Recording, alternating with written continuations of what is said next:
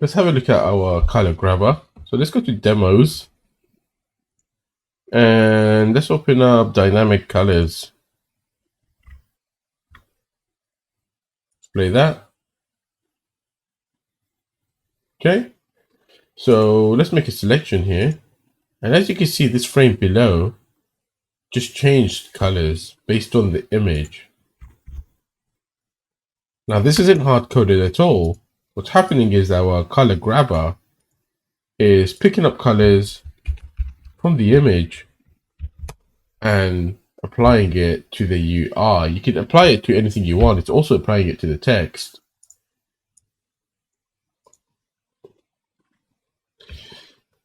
And the way to do that is quite simple.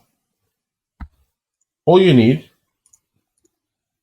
is to open your TextMesh Pro searchable manager and add to it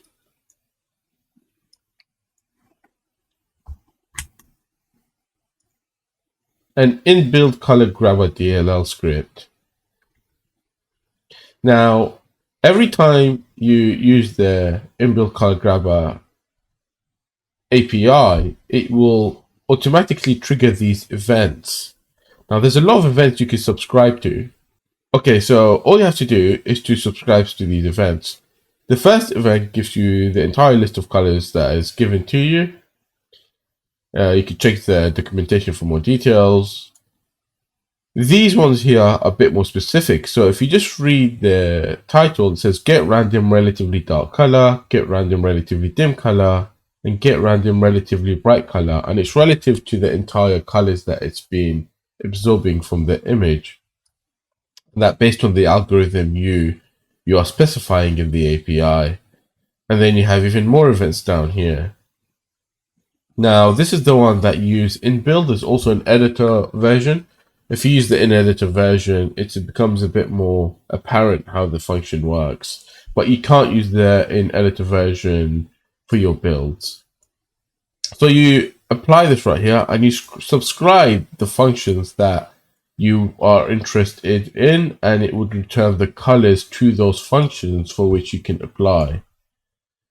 This is a comprehensive example, and you can see it is being applied to many, many more places. So as we make a selection, this is a dark X, everything became dark. If I sword, everything became light. Even the background has become light. You can equip these, by the way. And blue one.